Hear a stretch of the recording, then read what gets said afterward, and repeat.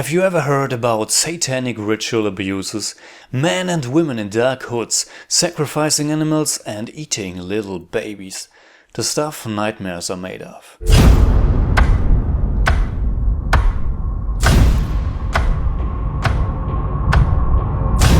Spanish director Alejandro Amenábar goes back to his roots with this psychological horror thriller.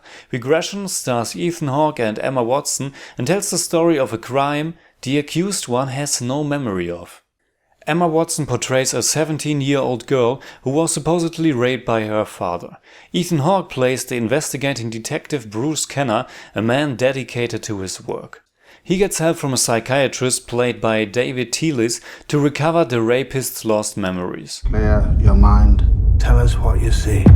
But it's not only the rape of his daughter that gets uncovered, but also the horrifying doings of a secret satanic organization that seems to have members everywhere and is responsible for ritual abuses all over the country.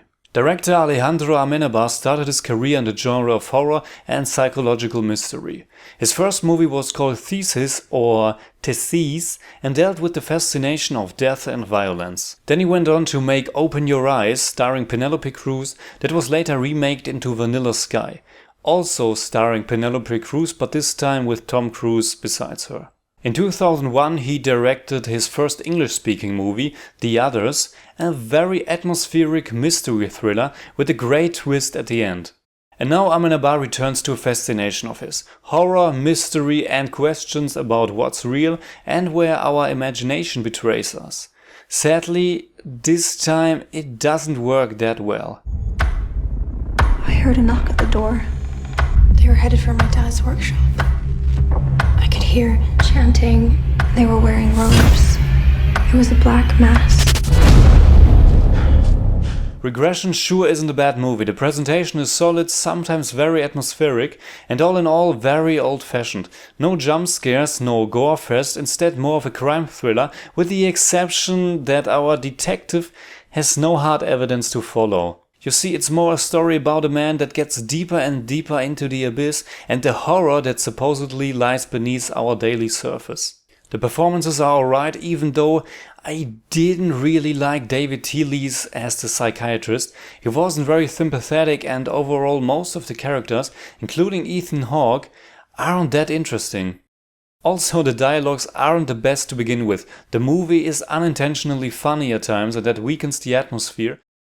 It never reaches that level of intensity or let you be all that frightened.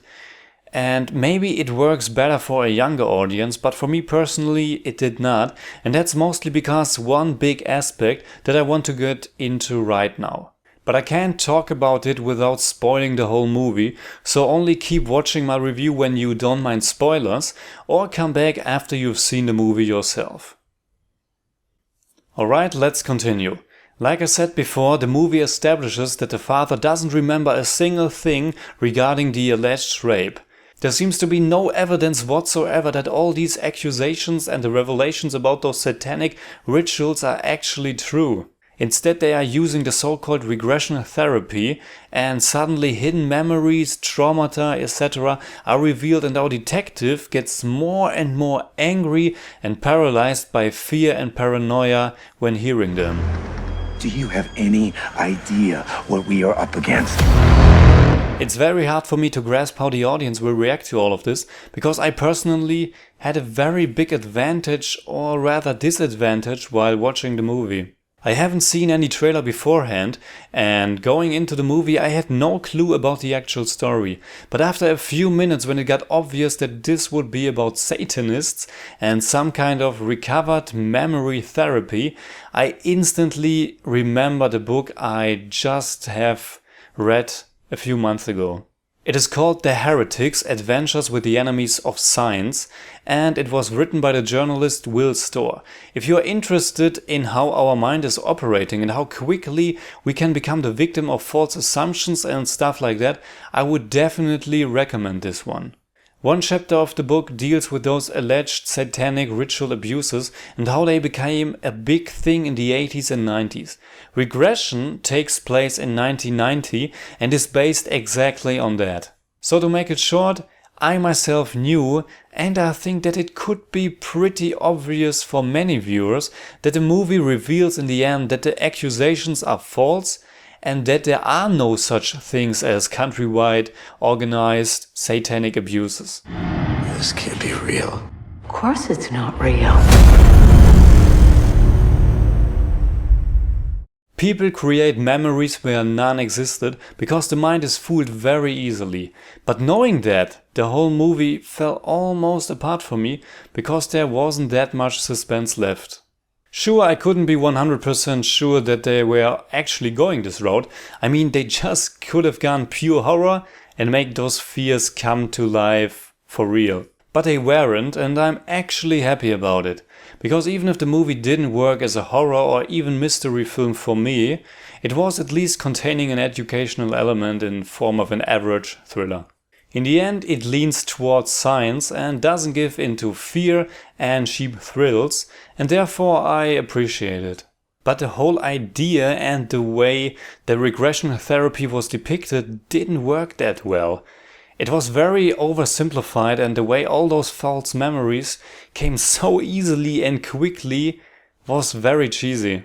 Especially in one case where the detective and psychiatrist are contacting the brother of Emma Watson's character. He's the one who most vehemently said that there never were any abusive actions whatsoever. And then with the therapy he too recalls false memories about hooded men after talking just for a few brief moments. And to make things even more implausible, in the end of the movie he is back to his previous viewpoint that there never were any wrong actions regarding his sister.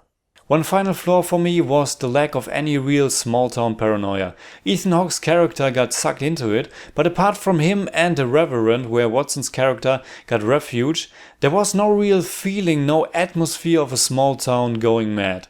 Only some brief moments on the news.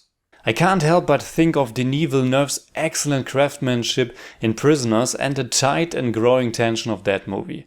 Regression, on the other hand, is not a bad movie, but the screenplay and execution were only slightly above average for me. But I'm also sure that it will work way better for a younger audience, especially when they don't know that much about the true story behind those satanic ritual abuses. So I'm very curious about what you will think about it, especially about the revelations at the end. So like always, please tell me in the comments below, and I promise you I will answer you all. Who is this?